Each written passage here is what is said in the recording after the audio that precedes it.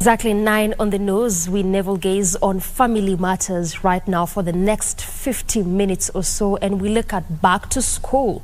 Learners are resuming their learning for the second term. This is after the 2-week break, a term that is expected to have 14 weeks with half term somewhere around towards the end of June. But right now we look at some of those issues as they resume learning. There's been non-payment of JSS teachers since January. To what end might this be hampering learning, particularly for the grade 7 learners? We look at also issues of children heading back to school amidst the high cost of living. What does this portend for parents even as we speak? That and so much more form center of our discussion. And for the same, I have created FaceTime with Karira, who is youth and teens mentor.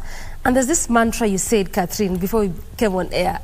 I'll say it. My passion in life is to make our children know before they wish they knew. No, yeah, I was waiting for that. Know before they wish they knew. Yes. And you have a package there just right next to you. Right. And we'll come to that momentarily as we continue this discussion. Okay. But where I really want us to start, Catherine, is basically on the safety of learners. Right. There's a lot to discuss even as they go back to school, and I mentioned a bit of that when we were beginning, but then safety because of actually safety on the roads.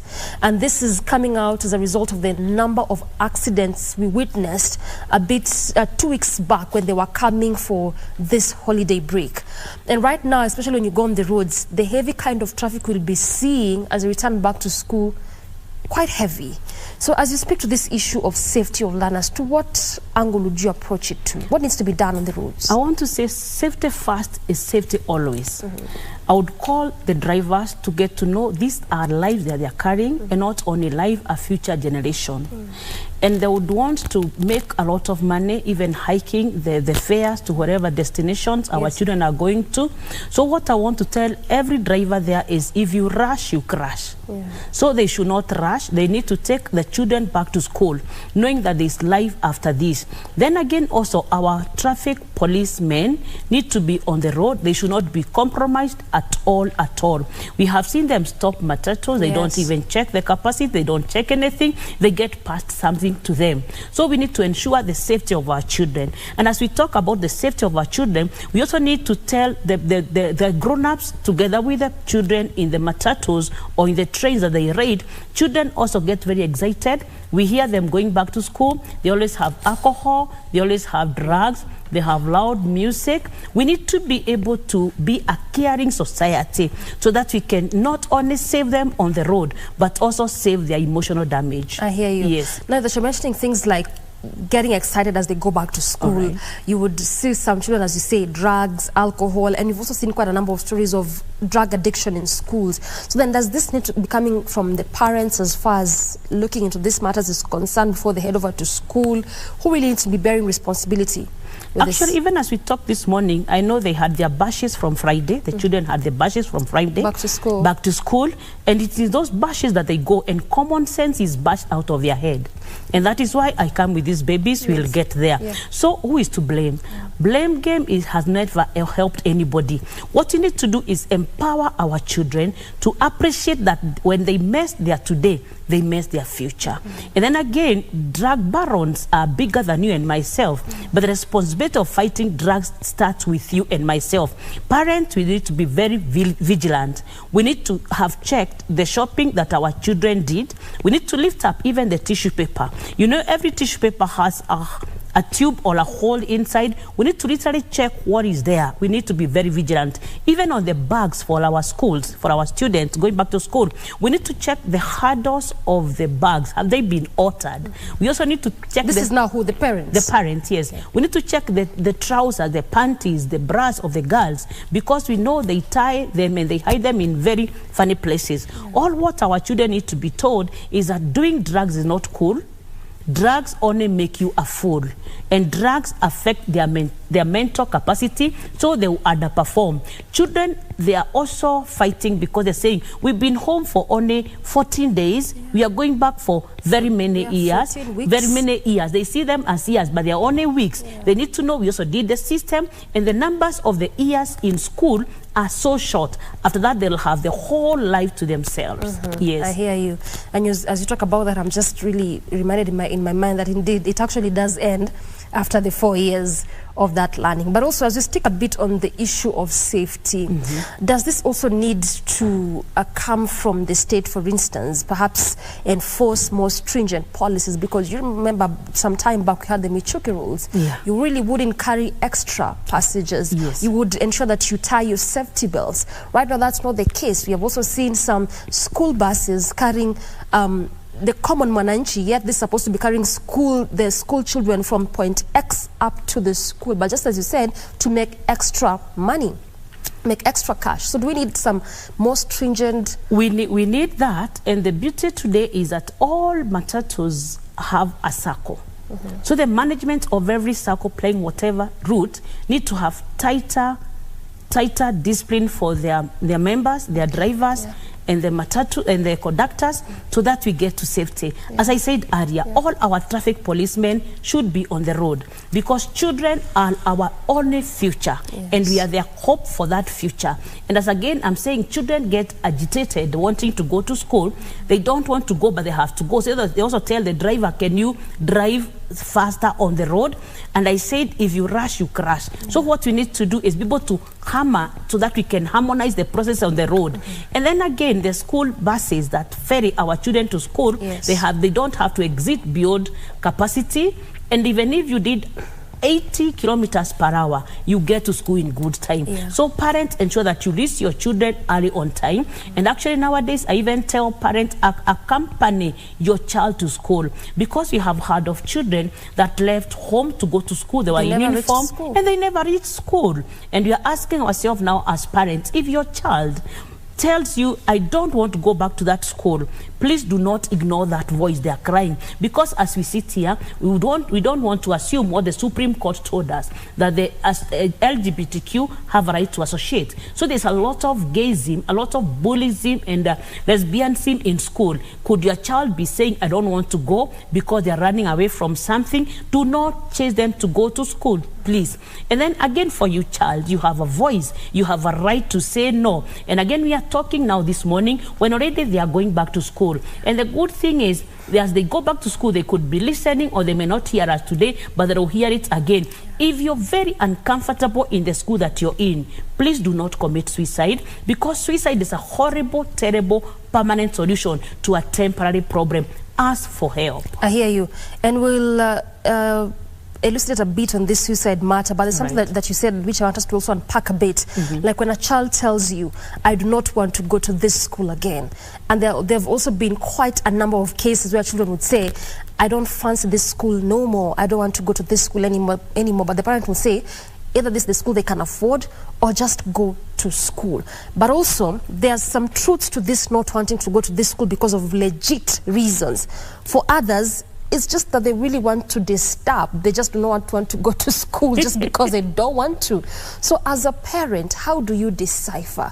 Also, this coming on the backdrop of the high cost of living and the tough economic times we are experiencing as a country. Parents, if we don't sacrifice for our children, we are sacrificing our children.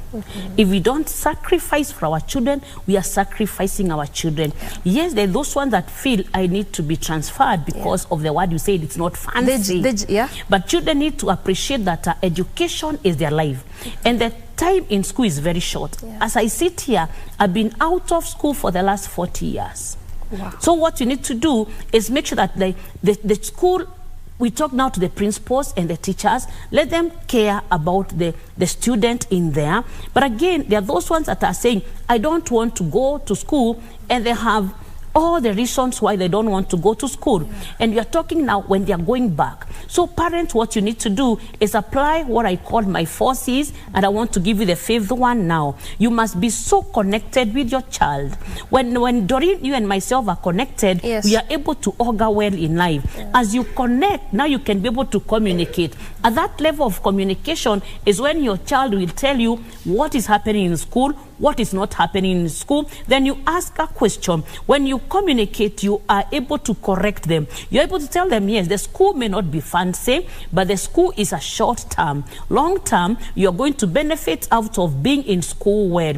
Then after that, now we can be able to cooperate together in life.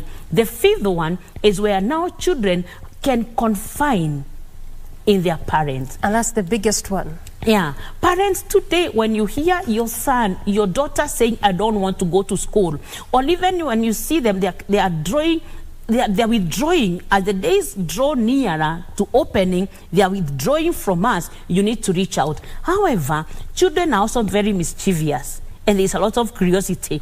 I've just gotten an SMS today out of a girl that I saved. She had organized to run away with her friend. And now she tells me, Madam, it was good you told me not to run away. My friend has come back. She's looking rugged. She's so old. She has a baby. She's apologizing to everybody, saying, can you talk to my mother to take me back? So I want to tell our children, even as they go back to school, they are not stuck in that school. They are safe in that school. But also, how do you foster communication between parents and the learners, and especially for teenagers? Thank you. The good thing is teenagers do not wake up one morning to become a teenager. They've grown. They have grown all through. So what parents we need to do is make sure that we have a sense of humor as we parent. We cannot parent the way we were parented, but discipline manners we cannot compromise. I normally tell parents very easy, come to their level, speak to the children the language they understand. Come to this child's level. Yeah, do not just be there in the no mom, the one who says, the police mom. Talk to the child about themselves. How do you need that? If you are a Muslim and you have the Quran, what does the Quran talk about children? What does the Bible talk about children? And for me as a mentor, I normally tell them, parents, introduce your child to themselves. If it's a baby boy, from beginning before he becomes a preteen, tell them why he's a baby boy. And the first question is, why are you a boy? They'll look at you and they say, I don't know. Just tell them your private part gives you identity. Come to their level. At that time, as they become preteens, also now throw in something called fear. I normally call it the 5 F's. We have fear, we have faith, we have fight, and we have facts. So that now this child will know, okay, if I mess in life, I can get damaged because there are facts in life. Then again, now as we talk about communication with teenagers, tell them the youngest child, Doreen, to have a baby in the whole world was only 5 years and 7 months. That way you catch the attention. When you have the attention of anybody, you can be able to hammer as you harmonize. Yes. So begin as early as possible. But also, how do you balance it out? I have just said, and this in this conversation, Catherine, this will keep featuring because it is the truth. It is the reality. We are dealing with high cost of living right now as we speak. The economy is not as it needs to be or as it should be. And you're seeing parents, guardians, even taking up to 2, 3 jobs just to sustain. So this time that you're saying that this parent needs to be having with a child, so they can grow together, they can communicate better, cooperate better, a child can confide in the parent more. They will tell you this. The time is not there. Yeah. What you need to appreciate that is that we pay school fees 3 times in a year. Isn't it? First, second, and third. But we can work all through. So what you need to do is become a society that is proactive. And with humility, I want to say, school fees has never been an emergency. So we need to have planned well, we need to plan well, and school principals are also human beings. Go there and work, tell them that I'm not able to pay now, but I can bring next week. Then again, we need to downsize on our expenses. If it's like we mothers with all our beautiful hairs, if we had a simple hair like what I have this morning, would we save anything? Because again, if we don't invest in our children, they are crying out. They are crying out for 5 things. They want to be affirmed. As they are being affirmed, we need to tell them about manners and affirmation will grow into trouble. So we have to weed that away. And you can only weed that away if you're there for them. Parenting is a 24/7 shift. You don't delegate. Where do utajipanga? Okay. Then they're also crying for affection. They need to feel loved. Now they are going back to school. Yes, it's a short term. If there is an academic day, if there's a parent meeting, please, parent, be the first one. Never miss the visiting day of your child, because they're looking for affirmation. And if you don't give them that affirmation, they'll be given by somebody else, including the same gender, where we have LGBTQ. Then they are looking to be appreciated. Now that they are going back to school, the smallest appreciation you can tell them is that you have packed your bag well, and you're looking smart this morning. You're looking so handsome. Appreciate them for who they are. Appreciate them even for having been at home for those 2 weeks. And appreciate that they are ready to go back to school. Then the other one is they need attention. Nowadays, we have to give our children attention like the way we give attention milk on the gas before it pours over. Then the other one is appreciation. We must need to appreciate them and accept them. Accept your child the way they are. When we see to talk about parenting, we never seem to remember this a slow learner who is not able to bring home any good grade. Parents normally tell me, ananiletea expensive nitapeleka wapi? Slow learning is a disability, but everybody has goals.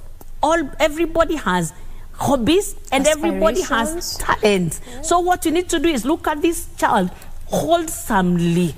Yes. Perhaps that's why we had the new format of CBC. Learning CBC. And we also talk about that because, again, the issues with this new learning as far as JSS and non-payment of teachers is concerned. But also, I hear you speak about all this, Catherine. But again, just listening to what you're saying, the aspect of creating time for that child that you said, even when there's parents meeting, make sure you go. I think also that this speaks to the employers, for instance. Some who would say you'd need to be working 5 days a week, for instance, Monday to Friday, and this parent's meeting is on Wednesday. And sometimes they will deny you. And this parent expects the child to understand. And the child just doesn't seem to understand that in a whole 14-week term, it is only this one day you're expected to be in school, but you're not there. I'm sure if we plan ourselves very well with our employer, they're also human beings. They're also parents. They'll be able to understand and bear with us. And in case you're not able to go, send somebody that is so close to you and who is a friend to the child. Yes. Okay. Yes. All right, that makes sense. Good. Now, the question and the issue of depression in learners. You know, we're living at a time where that's quite rife. And you're witnessing a lot of suicide cases, especially for those who are in boarding schools compared to even those in day schools. And someone would say, the only thing you're doing is learn. Because one would say, especially if it's a parent or a guardian, they would say, I pay your fees, I make sure you have your uniform, it's set. If you want something new, I get it for you. Whatever the school asks in terms of finances, I make sure I pay for it. So when you say you have stress, I just don't get it. Stress for what? There are so many vices that are competing for our children. And our children are facing a lot of peer pressure, including social peer pressure, where they have people that are on TikTok that are looking so glamorous. And your child, you have told them they should not have a phone. That is an enough stressor. Then again, now, as we sit here, we are on May. And that is why I have this, because it's another stressor. Because now our children are told, mavajo ni fara. They're telling each other that if you're not sexually active, when kubafu. And then now, as we sit here, Doreen, we realize that they opened school on the 23rd of January. So the babies that were made then, as they went into bashes, now they are protruding and the skirt cannot hold that. That's another stressor. So the first thing I want to tell our parents is we are parenting in a very different time and age than when we were parented. And then children, they believe more on because their of the friends. advent of social media or what? The internet? I'll get there. They trust their friends more than parents. So what parents we need to do is become a friend to our children. Parenting initially was done by 3 people: the school, the church, and the parent themselves. Now we have the social media or technology. That is what is bringing the stress. Again, we want to look at depression. It is real. Yeah. And depression is not a battle, a war that we are going to win today. It's a battle that we are going to face all through our lives. What we need to do is appreciate that this child is only, it's a human being, only that the packaging is small. You get me? Yeah. So they can go through the stress, but we have to talk to them. We have to understand them. This generation does not want to be talked to. They want to be listened to and explained why they are being told whatever they have been told. Now, parents, as our children are going back to school, let us not think that abortion is a back to school requirement. This little baby that I have here, this is 12 weeks in the womb. So parents, we have to talk to our girls. Common Kiswahili, I normally tell our girls muspeane. But because our girls are already sexually active, and most of them are not only having sex with their classmates, they're having sex with the motor riders, the sponsors out there. In case your daughter is pregnant, do not abort to help her go back to school. Because abortion is a crime. Abortion is murder, and abortion is a sacrifice to the gods of convenience. Your daughter will get pregnant again. And now, again, parents think, now then, I can give my girls contraceptives. Doreen, this bigger child that I have. Just before we go there to some of those issues, let's backtrace a bit and a bit from your practice and expertise, Catherine. Talk to me about the contributing factors to this. I know we keep talking about poverty oftentimes, and you've talked about, yes, they don't just get sexually active with their peers, but also the border riders sometimes. Some, they would actually do this because of gaining even finances and things such as this. So then, is this just a question of poverty, or there's something deeper than this underlying to some of these issues you want to It's not discuss? Just poverty. There's something more than that. They are curious. And I've said they are facing... So we can never just peg this on poverty only. It's not poverty. They are also facing peer pressure not to be pure, where they're telling each other, Mavajoni Farah. And we parents, who wants to talk about sex other than Catherine Karira? We have kept quiet about it. And they know everything. We still think it's a taboo kind of conversation. They go and Google here, what is sex? Pornography will pop up. And when we have watched pornography, what happens? Our bodies also erect. They want to go and try it out. Children have 5 E's. They are normally very excited. So when they come and see, oh, sex can be done, they get excited. They want to experiment. They want to explore. They get defiled. Okay. Yeah. So there are very many things tying to it. However, poverty is a major contribution to it. But again, it doesn't mean that everybody that is suffering poverty has done sex. No. What we need to tell our children is that nobody will ever die for not having sex. And every day people are dying for having sex. And I normally tell the boy child, there's no time they're going to be so full of sperms until they burst. There's no spermatic bomb. What we need to do, again, the church, we have to talk about sex openly. Because the Bible is written by God, and the same Bible that tells me there's a time for everything, a time for making love and a time for not making love, a time for kissing and a time for not kissing. So when our children have been home for those 14 days, I'm sure there were VBS or there were conferences. Call a speaker that will talk to them, that will tell them that erection is very natural. Do you think that's where we should miss, not give them direction? Do you think that's where we miss the point, having this discussion? I mean, in this 21st century, we still think that these are discussions that are taboos. We need not to be having these discussions. Even before you go to now salvaging the situation where, as you said, there's some parents who would actually opt for having their teenage girls abort so that they can go to school.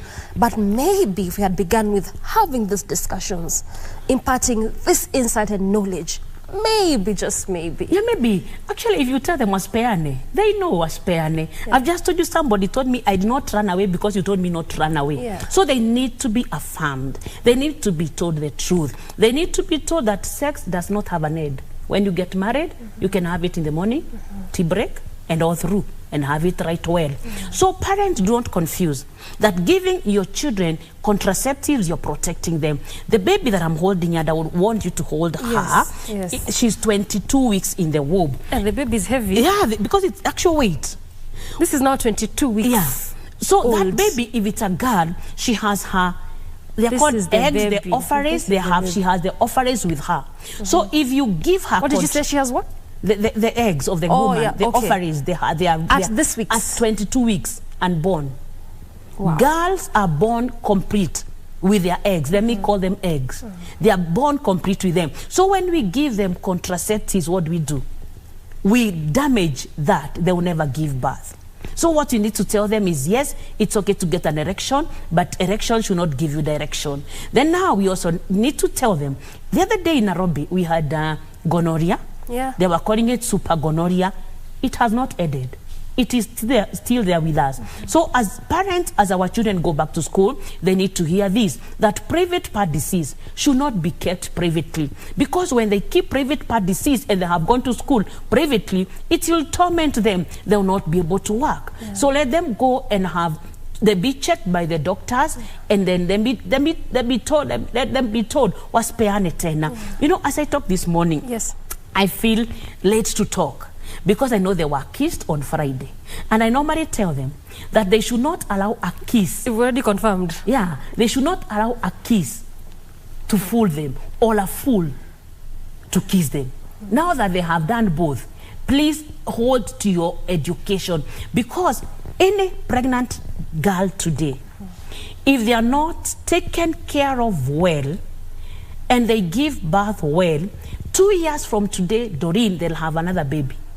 And unfortunately, the baby to this teenager will have a baby when they are a teenager. That is why in Kenya today, Doreen, we have a grandmother who is 27 years old. And even some 19. A grandmother. Yeah. Because they did it, and there's a cycle of it. Yeah. So we need to be able to talk forthright. When we talk about sex education, we are not telling our children to go and have sex. We are telling them who should have sex, how they should have sex, and when they should have sex. When they get married, who we are married, how. Can I say that one? No, that the behind one that is remains not for the preserve. Yeah. Preserve for the person. Yes. But we're just almost due for our break, Catherine. And when we come back, and I want us to talk about the issue of abortion, because as looking for solutions for this, especially for those that this has already happened, right, and the mother does not even know how to go around it and about it. So then, do they tell the teenage child to abort so they can go back to school? Should they go with the pregnancy in school? And now when this child is going back to school, how do you cope? How do you relate with your fellow learners in school? How do you do this? We look at that, and also the question of junior secondary school. You did talk about that a bit in terms of CBC, but you're seeing this curriculum having a bit of bottlenecks. There's still some struggling, some loopholes to seal. And I'm just thinking, what next for this grade 7? In fact, as we speak, there are some schools that even for the past 4 months, they haven't seen a teacher.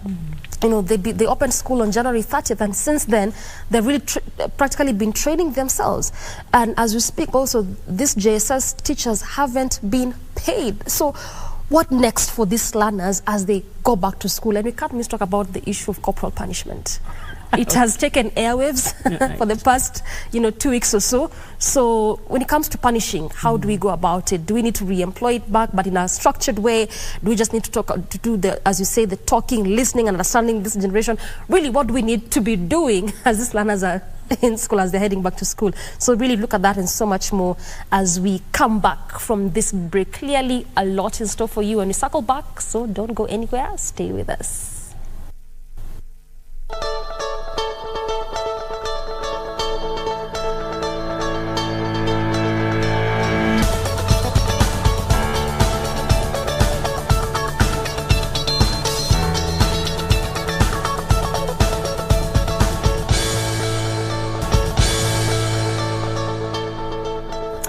We definitely appreciate your valid company. We continue apace with our discussion, looking at learners going back to school for the 14-week term, taking a break, the half-term break towards the end of June. But then what does this portend for these learners? We navigate some of those issues and we continue to navel gaze on them. Catherine, before we took that break, we were just discussing the question of abortion and actually looking at the fact that this is a reality. So many learners, data statistics is out there. In fact, oftentimes we say that anytime learners are at home on the long breaks, right now we just have it in two weeks, as it was a whole month. But anytime they're at home, you'd realize the number of teen pregnancies has oftenly gone high, the number of FGM goes high. And even as you stick on teen pregnancies, you realize that some of those girls would go back to school not having told their parents, or some of their parents even know. That's true. As we talk about teenagers getting pregnant, Doreen, you also need to appreciate that Kenya, the youngest was 9 years. So she's a preteen. Yeah. And the whole world, 5 years, 7 months. Can you imagine? That is basically a toddler. It's a toddler.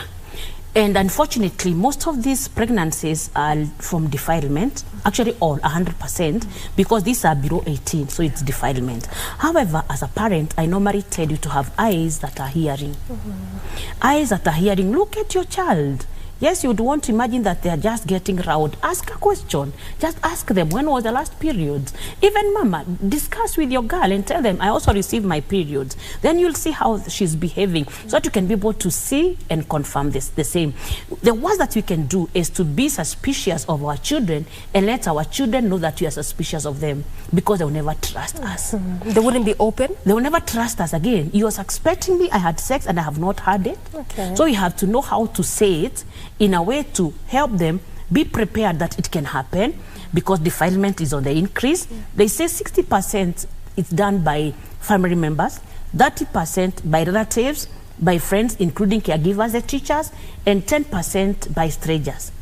But again, in the eventuality of whoever has become pregnant, we don't have another option than to give birth. Yeah. We encourage our children to give birth, and then we take them back to school. Because pregnancy is not the end of life. Pregnancy is the beginning of another life. And every teenager mother or a girl that is pregnant, they have a path of success ahead of them. So we have to help them walk the path together with us. But again, now we are saying, because of social media, where they are talking about sex, and church and parents are not talking about it, we need to tell them the consequences of every choice they make. Because every choice, they have a consequence. And you know, the boyfriends, they don't give birth. When you look at the word boyfriend, there at the end you have ed. So the boyfriend will take you to an ed. So I normally tell the girl, I normally tell the girl, you have to drop that boyfriend of yours. Otherwise, it's going to drop you from being a girl and drop you to be a teenager with a baby and drop you out of school. However, parents, if we don't take our pregnant girls back to school, we are growing poverty. And poverty breeds crime. So we have to know how to take them back to school. There's a lot of stigma, Doreen. Yeah. Already this girl is feeling beaten. I'm a teenager. How do I sit in class? How do I sit to class? It is your life. Manage it very well. And I want to commend rescue centers that have come up now for pregnant girls and their babies. There's a lot of goodwill out there, but again, they cannot be enough. So what you need to tell your child is, being pregnant is not a crime. It's not. But honestly, Catherine, just tell me, because I'm looking at the practicability of this. It's the pregnant teen. And just as we are saying, how do you sit in that classroom? Your tummy protruding. And vomiting. Yeah. And mood swings. What we need to do is what needs to be done? We partner with the school. We partner with the class teacher. We partner with the principal of the school, so that they can be able to help this girl walk their path of success. I have a friend who is a principal, and she has worked with pregnant girls, and I know one sat for KCSE, very pregnant, even delivered, and she's called a B+. So what we need to do, we should not allow pregnancy to divert the destiny of these children. We need to work with them. If we can transfer them into a day school that is closer home, the better. If we can work together in that school, the better. If you can send them to me, the better. I want to talk about one girl. Yes. She's called Christine. She got pregnant and she ran away from home. And I told her, go give birth and come back to school. She called me and told me, Madam, I have delivered. I'm full of regret. I want to go back to school. She was in Form 4. Unfortunately, now they have been registered for KCSE. Even these children understand that education is their life. So what we need to help them is maneuver the dark moment of the pregnancy and then go back to it. But I want to borrow something from Michuki, the late. When he went on TV and his socks were torn, what did he do? He made fun of it. So we need to help the girls to grow a thick skin with their pregnancy and just tell that I'm okay and I'm okay. And even tell those that are mocking her or those that are throwing stigma to her, could be you aborted. That is why you're more flat than me. Let me continue. If the boys are the ones that are mocking the girls, tell them it's only that you boys do not get pregnant. If you are to get pregnant, you could be a father of 12. Throw back to it, to them, so that you can be able to... So find a light moment in it. You have to. So that you can be able to wade through the mud of it. Yeah, but bottom line is, even as we are having this conversation this morning, Catherine, taking cognizance of the fact that some learners are going to school today, some will be doing it tomorrow up until Wednesday. If this is your situation, if this is your situation, you still have to go back to school. Don't abort and go back to school. And abortion is happening in school. I appreciate that you have a pen. I don't have my pen. If you remember can I mention it? The big pen. You know, you can remove that part of the pen that writes. We need to check what they put in that thing. In the pen, no, they have removed the writing part of the pen, but they have the tube. They sneak in tablets there, and then they put the lid. And the teachers will just think it's a biro. And now they go and organize with other girls. Can you go and see the matron, say you're sick? After they have accumulated, now one of them will take to abort. They have found fetus in school, and we ask ourselves, where did that come from? What we need to do, we don't need to condemn any child that is pregnant. They are just but children. They have been taken advantage of. And because our bodies have feelings, they were held and they felt paragasha, and the next thing they did the sex and they conceived. Let us not condemn them. Let us tell them it's okay, you have made a baby, grow the baby, but you're still a baby and you need to go back to school. Bottom line is go to school. Yes. Let's make progress on this discussion, Catherine. Just before we get to sit ground for the next program, we are now looking at corporal punishment. Right. It has taken center stage, in fact, to some point even made headlines on the different dailies that we have in this country. And one key story was what happened in Kisii with that boy. I don't know what has happened to Kisii, because even the other boys are from Kisii. Yeah, but not sticking even on county per county issue, because you realize it's only that this one came to the limelight. There are some others that maybe we're not privy to, but it is happening. But this was abolished. It was outlawed. We are still seeing teachers do this, and learners are going back to school. Maybe it might just continue in some learning institutions. I think our teachers are depressed. If you could cane anybody to that level, that is not discipline, that is torture. That is beyond corporal punishment, you're calling for death. But we want to look at what is discipline. The word of God tells us that children naturally do silly, careless things, but a good spanking. And we spank by the word, by the rod. If you can write the word rod, Doreen, it will tell us right of discipline. So children have a right to be disciplined, and as parents we have a right to discipline, but we need to discipline in a way to salvage. We need to separate the bad manners from the child, talk to them, explain to them, give them warning, the same way we do in the offices. You're given a warning letter, so give them a warning, tell them, and call mommy. And children hate parents being called into school. So please, teachers, before you cane, before you punish them, tell them, give them a warning, call the parent, have a meeting together, and now ask the parents to discipline their child. Whilst you're there. Yes. But there's something that you said, which I think I want us to look at it just for a short while, that teachers might be depressed. And when this story was coming out, when it really made headwinds, I was looking at the issue of even having counseling in schools or having a program such as that. Because the way you rightfully put it, Catherine, to a point you would beat a child to a point that they might even become disabled for the rest of their lives. Exactly. They might lose some organs, like this boy that you're talking about, for just because of a beating. Not negating the fact that, yes, this young man or this boy messed up or did something wrong, but then there's a better way to prefer punishment. You know, mental illness is very sensitive because you don't see it. When I have a broken nose, you will see I have a broken nose. Yeah. So what people need to do, the people that are around this teacher, are they have their T's. Can they talk and be able to pick signals of where it could be? Then can we have now a counselor that comes into that school and not a sit-in counselor, because again it's confidentiality. Even the teacher is battling things. Somebody told me, are we a broken generation? That is why we are breaking each other. So we need to heal ourselves so that we don't keep breaking others. Yeah. Yes. And you know, as I think about that, I'm just reminded of the same case scenario, still in the same county, Phil, where these learners were told to come and demonstrate that which they were doing behind closed doors. It is wrong, we agree. But you can imagine the torture you'd subject these learners to in front of the entire school. What those teachers did, they parented the way we were parented. Our times, Doreen, if you could mess, you are paraded. Parents for are everyone thinking, to see. yeah, your parents are thinking you're being paraded so that you never repeat and let it be a warning to the others. But now we know when we shame children, we teach children to become bullies, and we teach children to hate themselves. So that is not the way to do it. You need to call them privately, talk to them, and tell them never to repeat it. And if they repeat again, we have said, now call the parents and discuss. However, that behavior of kissing, where was it coming from? Social media. They must have seen it. And children see, children learn. Monkey see, monkey do. So what we need to do is change our parenting skills. Parent like we're in the 21st century, but don't compromise discipline and manners.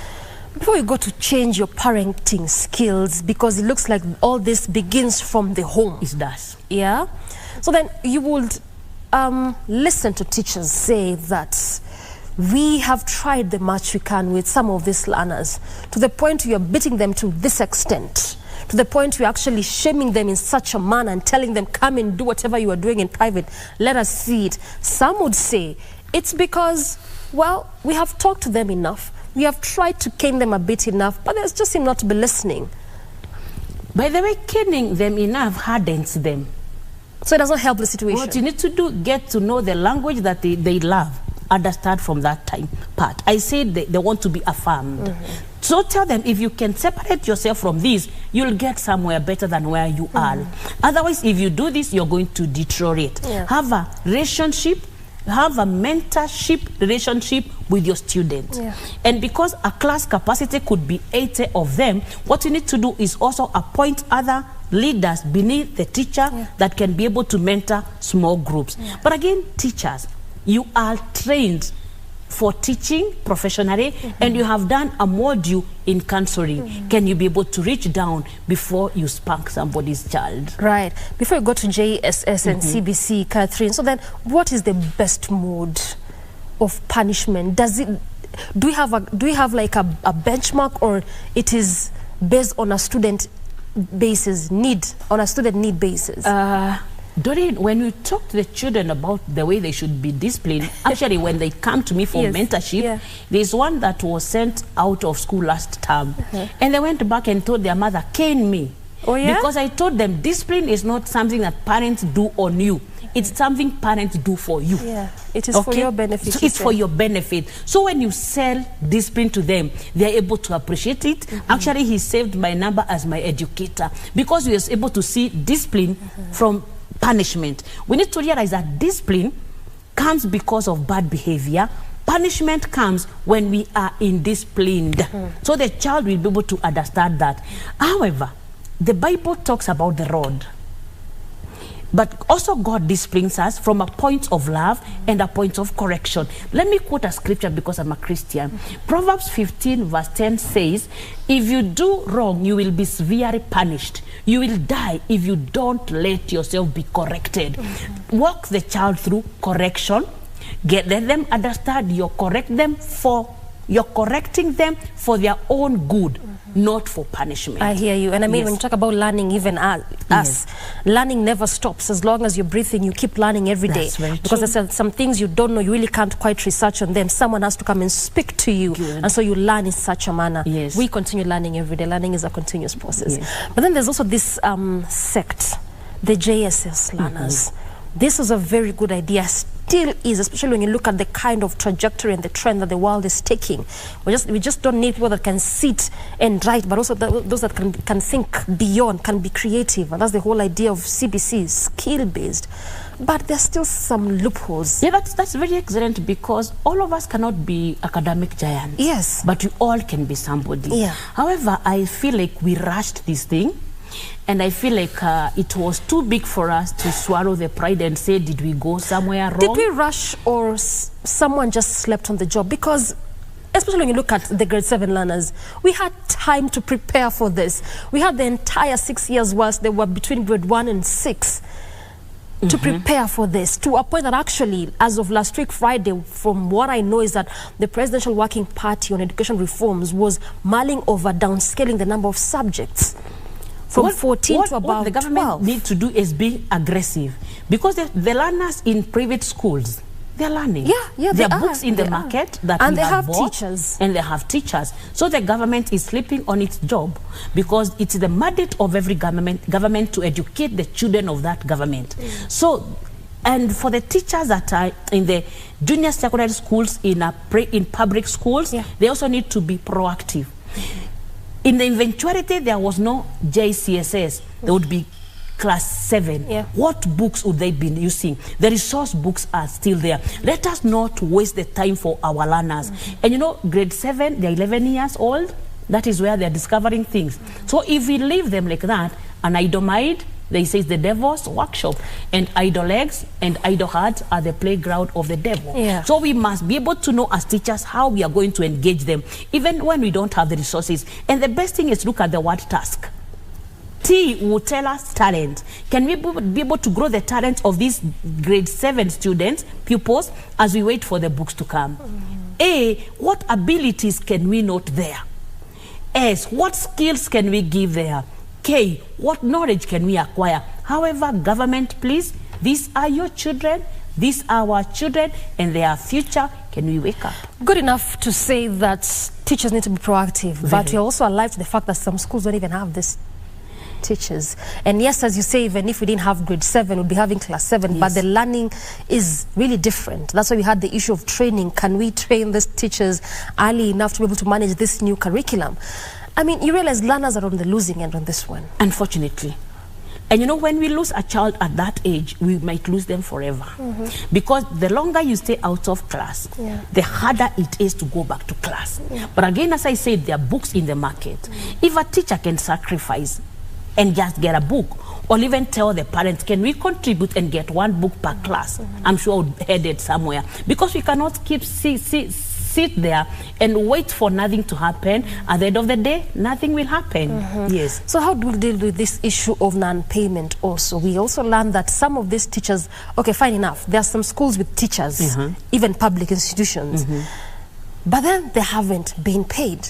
There are some teachers, the JSS teachers, who haven't been paid, yet you're saying we need them to be proactive.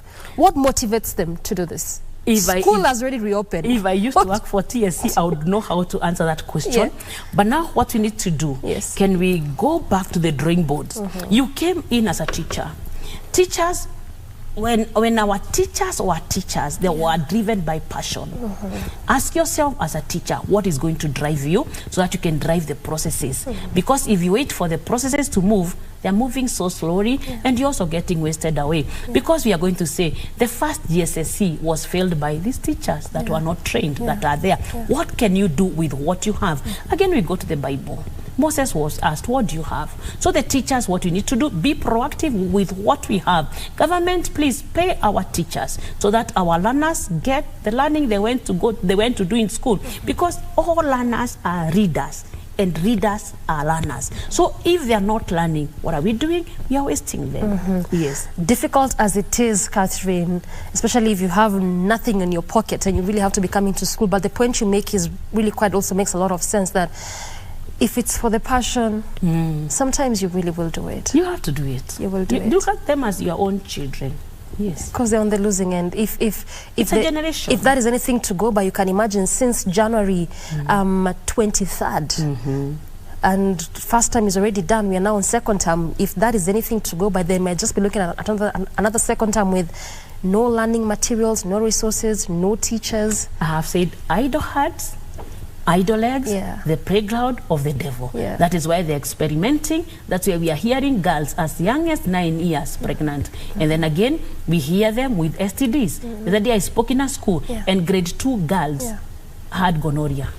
Grade 2? This is like class 2 as it were. That is class 2. Wow. Yeah. I mean, that's why you're having this discussion and conversation. Thank you. Lastly, as we conclude, Catherine, what is this that you'd want learners, parents, teachers alike to know from your practice and expertise as a youth and teens mentor? Teachers, I want to tell you this, that when a child comes into school, they have a destiny. Teacher, you're the midwife. If you don't help the child deliver the baby, at the end of the day, it's going to backfire on you. Parents, we have to sacrifice for our children. If we don't sacrifice for our children, we are sacrificing the children. Society, if you can take an extra child in, please take them in. And for the government, sanitary pads are a need. Condoms are a luxury. Can we ensure that our girls have a packet of sanitary pads per month so that they can be in school, so they don't go again looking for money and they become pregnant? We have to do it all collectively together. Church, do not shy away. You are the voice of God. Speak the truth to the children.